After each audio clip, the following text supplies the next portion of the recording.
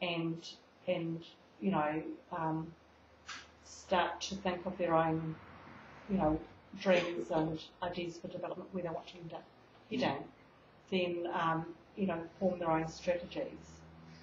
It's, you know, it's their participation in their process that you know, will be empowering for them. One more, if anyone's got one. Then you need to ask. This sort of social capital idea, it seems to me that it's a very difficult thing to put inputs into a place to provide. A lot of what you seem to be saying is that it comes from within, and it's about maintaining their cultural values and their strategic ideas there. So would you say that it's more about reducing negative inputs that are affecting the village than it is about sort of coming and trying to help them deal with this kind of social capital? Yeah, I mean, I hope I haven't given the wrong impression, because it's not about reducing inputs, because it's about managing inputs so that they get a positive outcome. So it's as we all have to change, and they in particular, because they've really come within 100 years. Like that old man would have seen, you know, gone from primitive tribalism, you know, subsistence farming to, you know, the full capitalist, you know, industrial society, technology.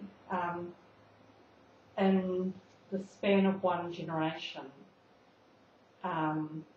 the extent of change is as much as anybody over history would have seen.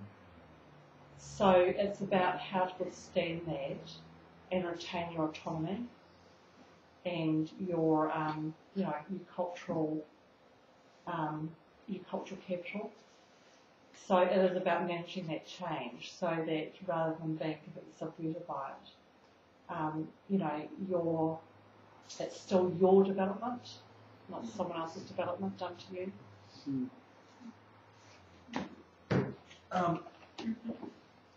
Our goal with the Ladder project is to, at the end of the year, launch into something, actually have enough of this kind of insight, people like Carla provide, to then make something happen that makes sense, that actually isn't just throwing money overboard, that is actually, you know, directed and hopefully successful.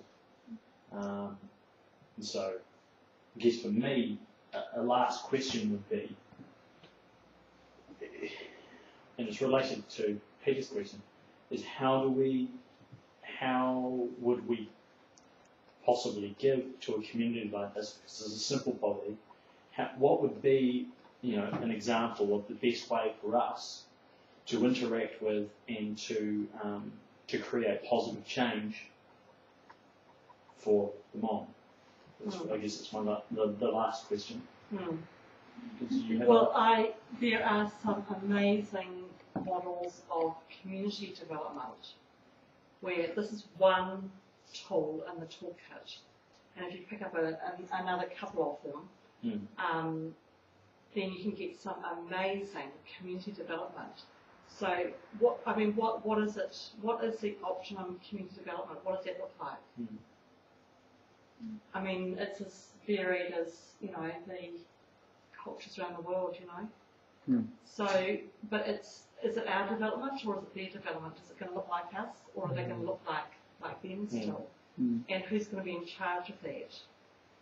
So, to me, you know, just as we're all very different and unique, so are communities, and so how to bring that uniqueness, that creativity to a maximum, to an optimum, depends on your methods.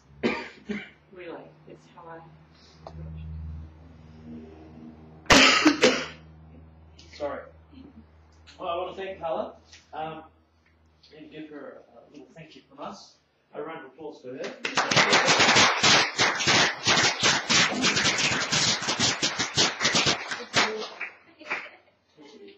appreciate that.